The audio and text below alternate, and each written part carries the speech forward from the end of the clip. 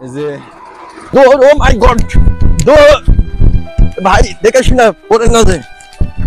আমরা জানি না বাসা পর্যন্ত পৌঁছাতে পারবো নাকি, মনে হয় আমাদের গাওতে অনেক ভিজে যাবে ভাই, প্রচুর পরিমাণে বৃষ্টি ভাই।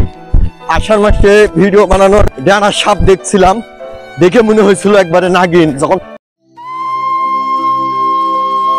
WhatsApp guys, it's Sharif Ahmed, welcome back another blog.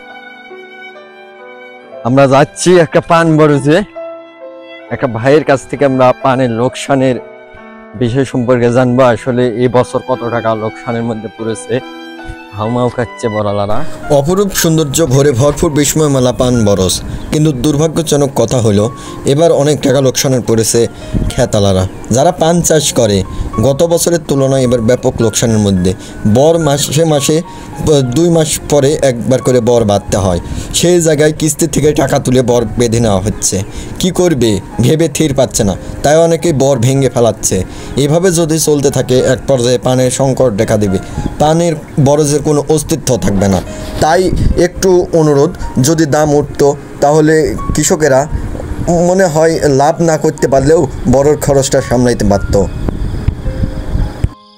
Guys, বৃষ্টির কারণে মনে হয় আর বরের ভিতর থাকা আমাদের সম্ভব হলো না, তাই আমরা বিদায় নেব। আমাদের মনে হয় দৌড়ে বাড়ি দিতে হবে, বাড়ি পর্যন্ত আমাদের দৌড়ায় যেতে হবে।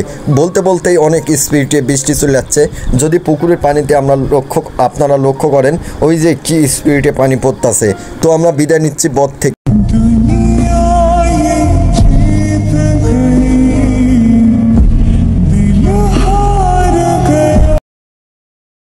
জঙ্গল গাইস, আজকে তো পান বরজ নিয়ে কি ভালো করে আপনাদের সামনে ভিডিও দেওয়ার চেষ্টা করলাম, কিন্তু হলো না বৃষ্টির কারণে। আমরা ইতিমধ্যে বাসায় পৌঁছে যাব ইনশাল্লাহ। বৃষ্টি অনেক স্থিতিশীল হয়েছে, আমি অনেক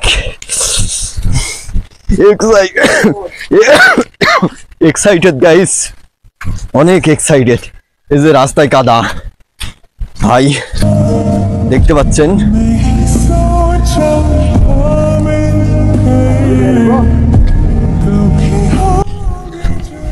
পানি এই দিক থেকে শুষায় আসতেছে খুব জোরে ভাই।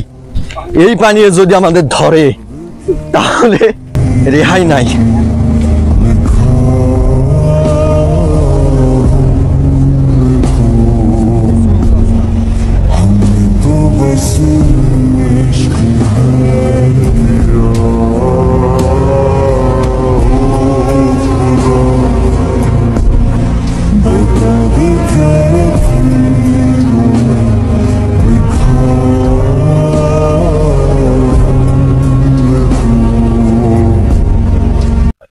তো গাইস, বিদায় নিচ্ছি এই রাস্তার উপর থেকে।